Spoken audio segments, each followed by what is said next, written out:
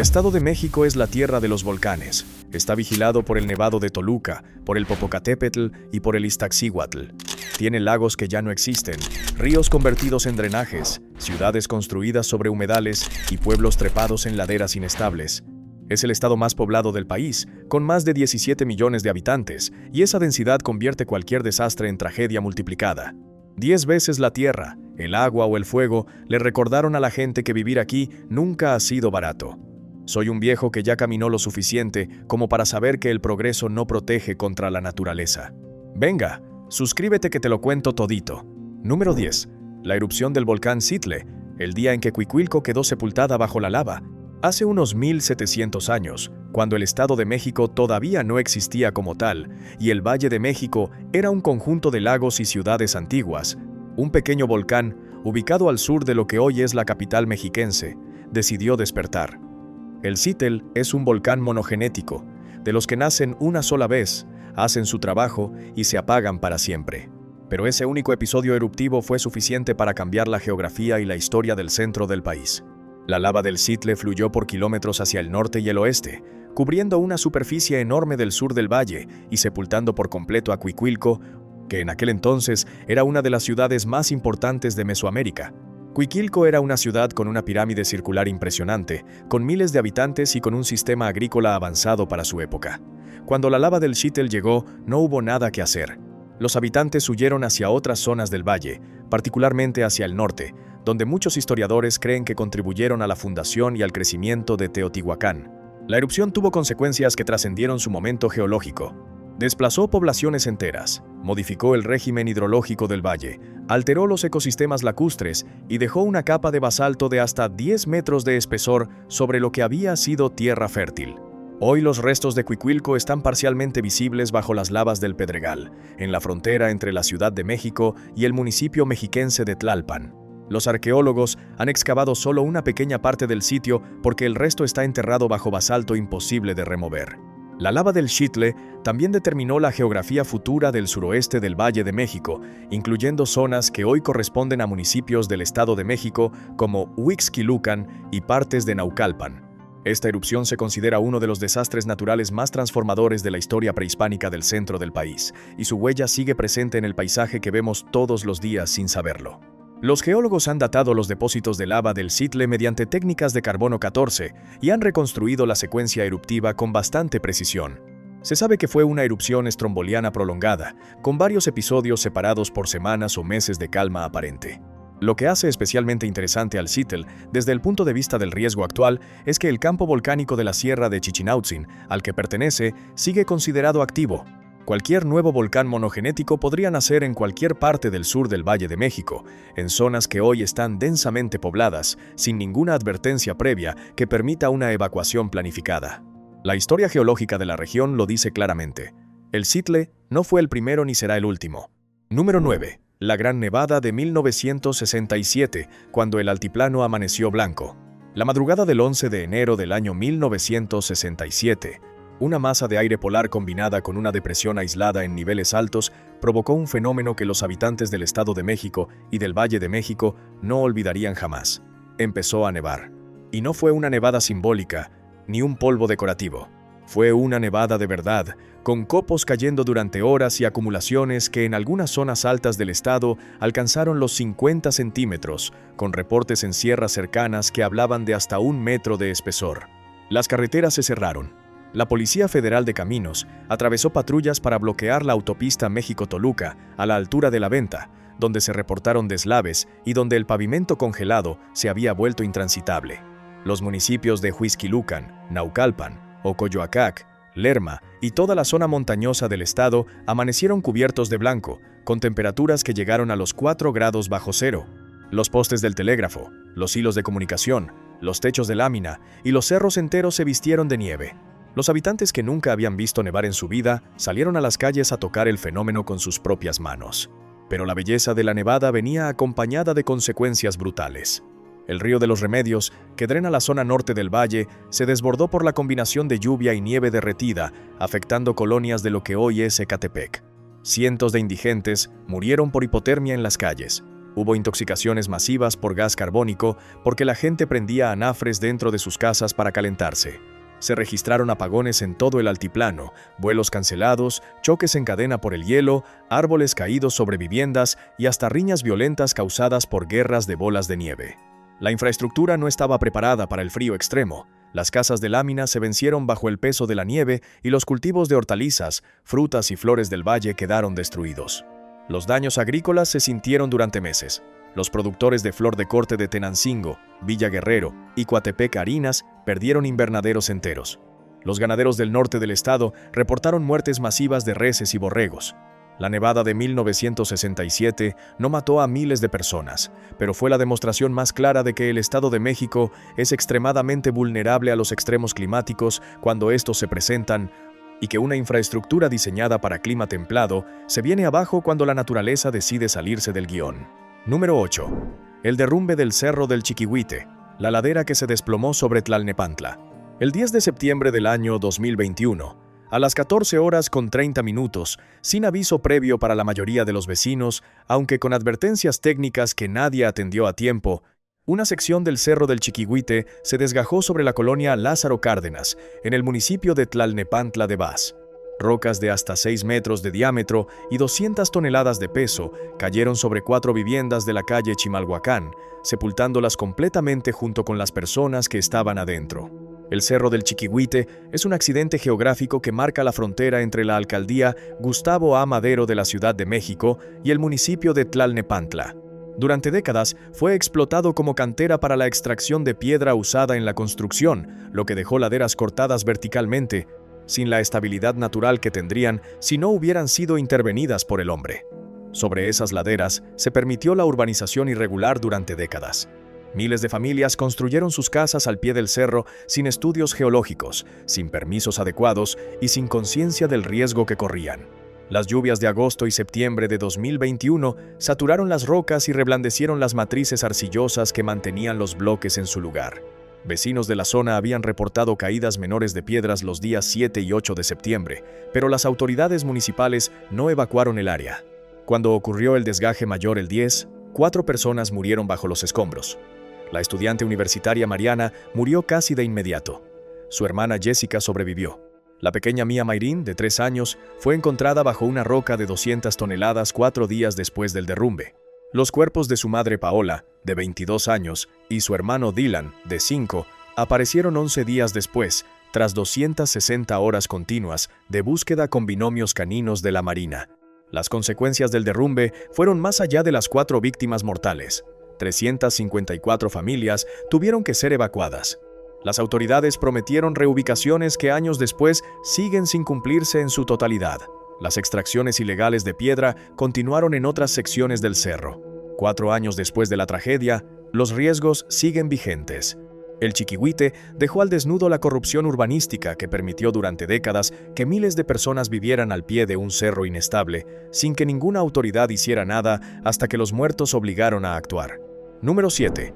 Las inundaciones del Valle de Toluca cuando los ríos muertos reviven. El Valle de Toluca era, hace no tanto tiempo, una enorme zona lacustre con 4 grandes lagunas. La de Chignahuapan cerca de San Pedro Tultepec, la de Chimiliapan en San Nicolás Peralta, la de San Bartolo y la laguna de Lerma propiamente dicha. Estas ciénegas cubrían 740 kilómetros cuadrados del valle y eran la fuente de alimento, agua y cultura de los pueblos matlatzincas, otomíes y nahuas que habitaban la zona desde hacía siglos. Pero las lagunas de Lerma fueron desecadas sistemáticamente durante el siglo XX para extraer agua rumbo a la Ciudad de México a través del sistema Lerma, que hoy cuenta con casi 200 pozos profundos que extraen agua del subsuelo mexiquense para abastecer a la capital. La consecuencia fue doble. Por un lado, la desecación destruyó ecosistemas irrecuperables, eliminó especies endémicas de peces y aves y acabó con la economía lacustre de los pueblos del valle. Por otro, el vaciado del acuífero provocó subsidencia, es decir, hundimiento del terreno, con tasas que en algunas zonas llegan a los 9 centímetros por año. El suelo que antes absorbía agua ya no lo hace. El drenaje natural desapareció. Y cuando llegan las lluvias torrenciales que se han vuelto cada vez más frecuentes por el cambio climático, el agua simplemente no tiene a dónde ir. Desde 1971 hasta la actualidad, los municipios del Valle de Toluca han sufrido inundaciones recurrentes. Toluca encabeza la lista con 40% del total de eventos registrados, seguido por San Mateo Atenco con 26% y Lerma con 13%. El año 2010 fue especialmente catastrófico, con 36 sitios urbanos anegados, 17 sitios rurales inundados y 22 kilómetros cuadrados de superficie bajo el agua. Los acumulados totales de los últimos 40 años hablan de 1.470 damnificados, 7.150 afectados, 200 personas evacuadas, 130 viviendas destruidas, 2.840 viviendas con daños y 3.515 hectáreas de cultivos y bosques anegados. Las inundaciones de junio de 2025 fueron un recordatorio brutal de que el problema sigue sin resolverse. Tormentas con granizo paralizaron al mismo tiempo Toluca, Metepec, Lerma, San Mateo Atenco, Sinacantepec, Ocoyoacac y Chapultepec. El puente Pilares de Toluca quedó completamente bajo el agua. Avenidas como Paseo Toyocan y Alfredo del Mazo se convirtieron en ríos. Los ríos Lerma, Tejalpa y Verdiguel amenazan cada año a cientos de viviendas, escuelas y terrenos agrícolas. El Valle de Toluca es hoy una enorme planicie fluvial urbanizada sobre lo que alguna vez fueron lagunas y, mientras no se reconozca ese error histórico, el agua seguirá reclamando lo que fue suyo. Número 6. Las inundaciones del Valle de Chalco, el vertedero de aguas negras que se volvió trampa mortal. Chalco era, hace 500 años, la orilla de un lago. Su nombre viene del náhuatl Chali, que significa borde del lago. Hasta principios del siglo XX, el lago de Chalco era una extensión de agua dulce rodeada de pueblos chinamperos que cultivaban en canales y vivían de la pesca. Pero los empresarios españoles Íñigo y Remigio Noriega desecaron el lago a finales del siglo XIX para convertirlo en tierras agrícolas, y con esa decisión sellaron el destino catastrófico de toda una región.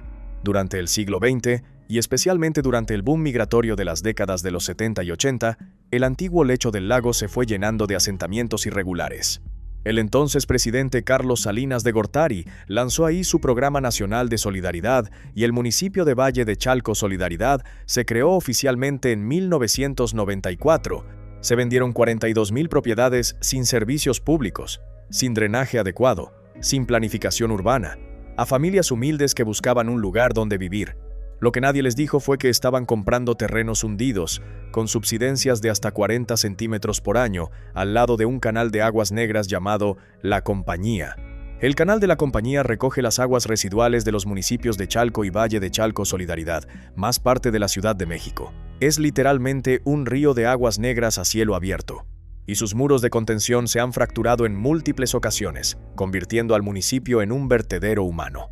La primera gran inundación ocurrió el 1 de junio del año 2000, con 24 horas de lluvia intensa. Las aguas negras inundaron 4 colonias de Valle de Chalco y 6 de Chalco, afectando también la autopista México-Puebla e impidiendo el paso diario de miles de personas y transportes. La segunda fue el 5 de febrero de 2010, durante 48 horas, cuando el muro de contención del canal se fracturó en 5 puntos y las aguas fétidas inundaron 3 colonias con niveles de hasta 1,5 metros de altura. La tercera ocurrió el 17 de abril de 2011, cuando una fisura de 30 metros en el canal se abrió a apenas 200 metros del punto donde se había roto el año anterior. 400 viviendas fueron anegadas en las colonias San Isidro y Avándaro. La cuarta catástrofe, que técnicamente fue la más larga, ocurrió el 2 de agosto del año 2024. Las colonias Culturas de México y San Miguel Jacalones, 2 quedaron bajo aguas negras durante más de 20 días. Los habitantes presentaron diarrea, problemas de piel y afecciones respiratorias. La gobernadora del estado visitó el lugar y les dijo a los vecinos que entendieran que hay situaciones fuera del alcance de las autoridades. La historia de Valle de Chalco es la historia de un lago asesinado, un urbanismo irresponsable y un patrimonio destruido una y otra vez por la combinación más letal, la de la naturaleza herida y la negligencia humana. Suscríbete para demostrar que estos videos sí ayudan y sí tienen sentido. Número 5. Las inundaciones de Ecatepec y Nezahualcóyotl del Río de los Remedios. El Río de los Remedios no es un río, es un drenaje. Un canal urbano que recoge las aguas residuales del norte del Valle de México y las conduce hacia el Gran Canal del Desagüe. Pero cuando llueve mucho, el Río de los Remedios se comporta como un río de verdad, con caudales que superan cualquier capacidad de contención y con consecuencias que afectan a algunos de los municipios más poblados del país. El 5 de febrero del año 2010, 2 tramos del cauce del río de los Remedios se fracturaron simultáneamente durante una de las peores temporadas de lluvia que el valle había visto en décadas. La ruptura provocó la inundación de 9 colonias del sur de Ecatepec de Morelos y del norte de Nezahualcóyotl, 2 de los municipios más grandes y densamente poblados del Estado de México. Más de 4,000 viviendas quedaron anegadas. Más de 5,000 personas tuvieron que ser desalojadas. El ejército mexicano aplicó el Plan DN3-IE para atender la emergencia, con 40 elementos movilizados en las primeras horas y cientos más después. Las colonias afectadas incluyeron Valle de Aragón Segunda Sección, donde el circuito exterior mexiquense quedó completamente sumergido con automovilistas atrapados dentro de sus vehículos.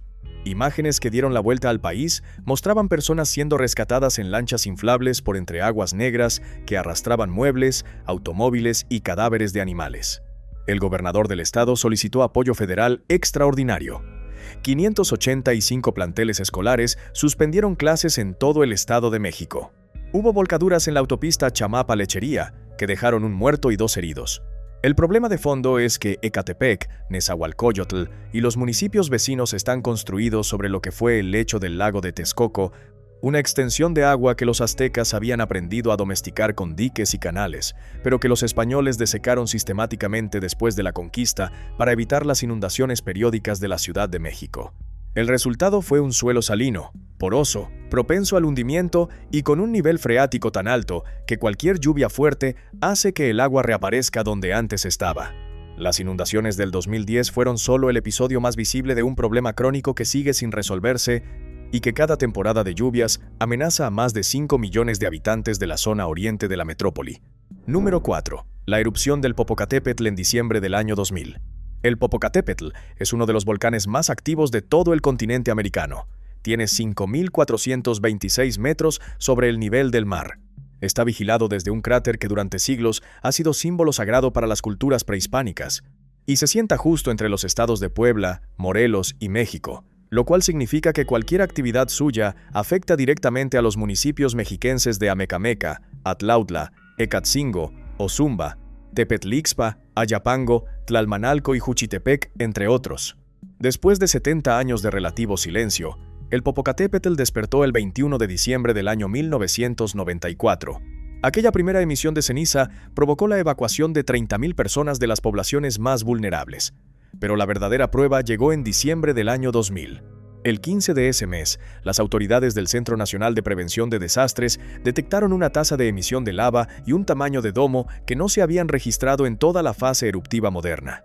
El recién inaugurado presidente Vicente Fox Quesada ordenó la evacuación preventiva de 41,000 personas.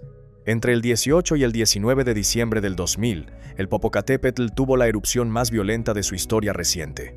Arrojó fragmentos incandescentes de hasta 1 metro de diámetro, que cayeron en un radio de hasta 2,5 kilómetros alrededor del cráter. La columna de ceniza alcanzó los 5 kilómetros sobre el volcán. El volcán acumuló entre 15 y 19 millones de metros cúbicos de lava fresca en su cráter. Las cenizas cayeron sobre Amecameca, Chalco, Tenango del Aire y docenas de municipios mexiquenses, contaminando cultivos, dañando techos, afectando la salud respiratoria de la población y cubriendo de gris todo el paisaje. Las poblaciones mexiquenses evacuadas tuvieron que pasar las fiestas decembrinas en albergues improvisados, lejos de sus casas, sin saber si encontrarían algo cuando pudieran volver. Las pérdidas económicas para el agro de la zona oriente del Estado de México fueron enormes. Los cultivos de maíz, frijol y hortalizas quedaron cubiertos de ceniza y en muchos casos se perdieron completos. Los ganaderos tuvieron que trasladar a sus animales. Las cadenas de televisión transmitieron en vivo la erupción y las imágenes del Popocatépetl escupiendo lava durante la noche quedaron grabadas en la memoria colectiva de todo el país. Desde aquella erupción del 2000, el Popo ha tenido episodios menores recurrentes, pero nunca ha vuelto a alcanzar aquella intensidad. La pregunta que se hacen los vulcanólogos de la Universidad Nacional Autónoma de México no es si el volcán volverá a rugir, sino cuándo. Y cuando lo haga, los municipios mexiquenses que están en la falda norte del Popocatépetl serán los primeros en recibir las consecuencias.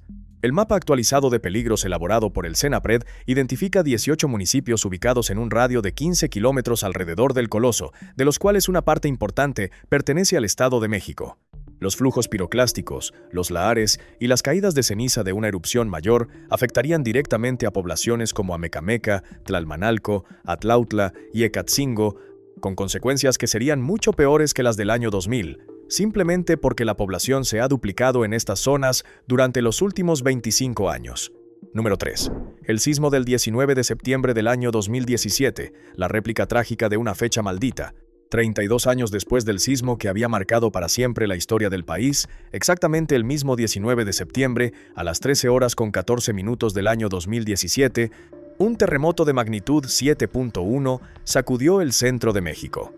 El epicentro estuvo a 12 kilómetros de Axochiapan, Morelos, en los límites con Puebla, a 120 kilómetros de la Ciudad de México. La fecha coincidente con la tragedia de 1985 hizo que miles de personas creyeran, durante los primeros minutos, que estaban viviendo una pesadilla repetida. El saldo total fue devastador: 369 muertos confirmados en 7 estados. De esos, 15 perdieron la vida en el Estado de México. El municipio de Joquisingo, en el sur del estado, fue uno de los más golpeados. En Ocuilan y Malinalco, iglesias coloniales que habían resistido terremotos durante siglos se vinieron abajo en segundos. Las viviendas rurales de adobe, construidas sin refuerzo estructural, colapsaron sobre sus habitantes en decenas de pueblos de la región sur del estado, particularmente en los municipios que limitan con Morelos. En Axapusco, en la región norte, y en Ecatzingo, en la falda del Popocatépetl, los daños también fueron severos. Los municipios de Villa Guerrero, Coatepec Arinas, Zumpahuacán, Sultepec y Tenancingo reportaron cientos de viviendas inhabitables. Escuelas, hospitales, templos y edificios públicos quedaron dañados estructuralmente. En la zona metropolitana del Valle de México, varios edificios de Tlalnepantla, Naucalpan y Nezahualcóyotl sufrieron agrietamientos graves que obligaron a demoliciones posteriores. Las labores de rescate, apoyadas por voluntarios que llegaron de todo el país, duraron semanas. Perros rescatistas, topos, bomberos, médicos y personal militar trabajaron juntos para extraer sobrevivientes de los escombros. La solidaridad social que emergió después del sismo fue uno de los momentos más conmovedores del siglo XXI mexicano, pero también dejó al descubierto las fallas estructurales del sistema. Se documentaron desvíos de recursos destinados a damnificados, edificios mal construidos que se desplomaron por negligencia constructiva y promesas de reconstrucción que años después seguían sin cumplirse. El sismo del 2017 enseñó algo que México ya sabía pero había olvidado: que sobre esta tierra, el riesgo sísmico no es una posibilidad remota, sino una realidad permanente con la que toca convivir. Número 2. El diluvio de San Mateo de 1629. La inundación que mantuvo a la Ciudad de México bajo el agua durante 5 años. El 21 de septiembre del año 1629, día de San Mateo, empezó a llover sobre el Valle de México como no se había visto desde la conquista. Llovió 36 horas seguidas sin parar, pero lo que ocurrió después no fue una inundación más, sino una catástrofe que duraría 5 años enteros y que cambiaría para siempre la relación del valle con sus aguas. La Ciudad de México, construida sobre lo que había sido la Gran Tenochtitlán, estaba rodeada por una red de lagos que los mexicas habían sabido administrar con diques, calzadas y sistemas hidráulicos precisos. Cuando los españoles conquistaron la ciudad, empezaron sistemáticamente a desecar los lagos por miedo a las inundaciones y por necesidad de tierras agrícolas. El ingeniero Enrico Martínez había construido un desagüe hacia Huehuetoca para sacar las aguas del valle hacia el Tula, pero la obra no estaba terminada ni funcionaba bien. Cuando llegó la lluvia de aquel 21 de septiembre, el sistema colapsó. El agua cubrió la ciudad y buena parte del Valle de México, con alturas que en algunas zonas llegaron a los 2 metros. Los pueblos de lo que hoy es el Estado de México, incluidos los que estaban alrededor del lago de Texcoco, de Chalco, de Xochimilco y de Zumpango, se vieron afectados de manera directa. Tlalnepantla, Naucalpan, Ecatepec, Chalco, Tultitlán, Cuautitlán, Tecámac, Texcoco y decenas de pueblos coloniales quedaron aislados por el agua durante meses. La ciudad perdió entre 30,000 y 50,000 habitantes por muerte, enfermedad y migración forzada durante los 5 años que duró la inundación. Las consecuencias fueron de largo plazo. Las epidemias de tifo, cólera y otras enfermedades asociadas al agua estancada se multiplicaron. Los cultivos se perdieron. Los edificios coloniales sufrieron daños estructurales por humedad prolongada. Se consideró seriamente trasladar la capital del virreinato a otro sitio, propuesta que al final no se llevó a cabo. Y el desagüe del Valle de México se convirtió en la obra pública más importante y más larga de toda la historia colonial, continuando durante los siguientes 3 siglos hasta culminar con el Gran Canal de Porfirio Díaz. El diluvio de San Mateo dejó una lección que el Estado de México y la Ciudad de México todavía no han terminado de aprender. La cuenca del valle es cerrada, las aguas no tienen salida natural, y cualquier intento de desecar los lagos o urbanizar los humedales tiene un precio que tarde o temprano se paga. Casi 400 años después, las inundaciones de Ecatepec, de Chalco, de Valle de Toluca y de docenas de municipios mexiquenses son herederas directas de aquel error colonial que empezó con el drenaje de Tenochtitlán. Los historiadores que han estudiado el diluvio de San Mateo coinciden en que aquel evento marcó un punto de no retorno en la relación del hombre con la cuenca del Valle de México. El virrey Rodrigo Pacheco Osorio, marqués de Cerralbo, ordenó trasladar temporalmente la sede del virreinato a Tacubaya y se consideró seriamente mudar la capital a Puebla o a otra ciudad fuera del valle, propuesta que fue discutida durante años en el Consejo de Indias de Madrid. La decisión final de permanecer en el mismo sitio selló el destino hidráulico de la región para siempre.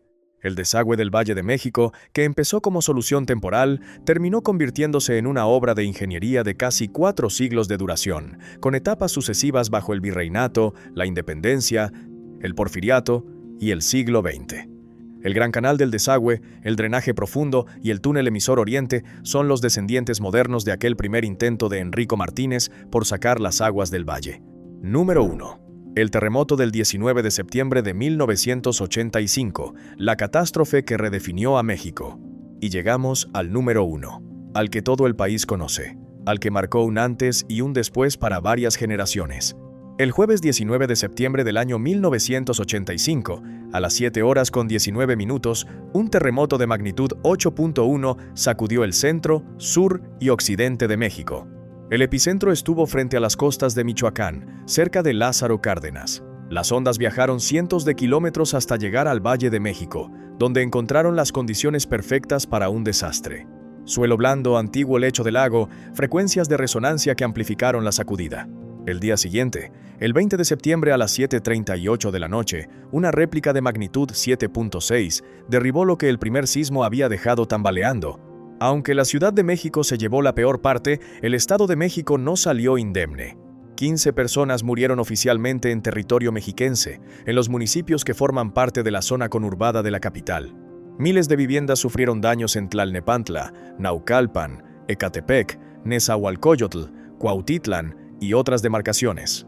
Edificios de la Universidad Autónoma del Estado de México en Toluca reportaron agrietamientos. Escuelas, hospitales y fábricas de los corredores industriales del norte del valle tuvieron que ser evacuados y algunos fueron demolidos después. Las cifras totales del sismo fueron devastadoras. La cifra oficial inicial fue de 3.692 muertos, pero las fuentes oficiales posteriores estimaron entre 6.000 y 7.000 personas fallecidas. El Servicio Sismológico Nacional llegó a hablar de hasta 40.000 víctimas. Hubo 30.000 heridos, 150.000 damnificados, 30.000 viviendas destruidas y más de 60.000 con daños graves. Los daños materiales se estimaron en $4.100 millones de la época. 13 hospitales de niveles 2 y 3 quedaron destruidos, con una pérdida total de 4.387 camas hospitalarias. Más de 700 unidades educativas fueron afectadas, interrumpiendo el ciclo académico de casi 650.000 estudiantes. Pero lo más importante del sismo de 1985 no fueron las cifras, sino lo que vino después. La sociedad civil, harta de la parálisis gubernamental, se organizó por su cuenta para rescatar a los atrapados, atender a los heridos y alojar a los damnificados. Esa respuesta cívica marcó el inicio del fin del régimen autoritario que había dominado el país durante décadas. Se creó el Sistema Nacional de Protección Civil al año siguiente. Se estableció el Centro Nacional de Prevención de Desastres en 1990. Se creó el Fondo de Desastres Naturales en 1996. Y se adoptaron normas de construcción sísmica mucho más estrictas en todo el país. El terremoto del 85 se queda en el número 1 no solo por el número de víctimas, sino por su impacto transformador. Cambió la arquitectura, la cultura, la política y la conciencia cívica de todo México.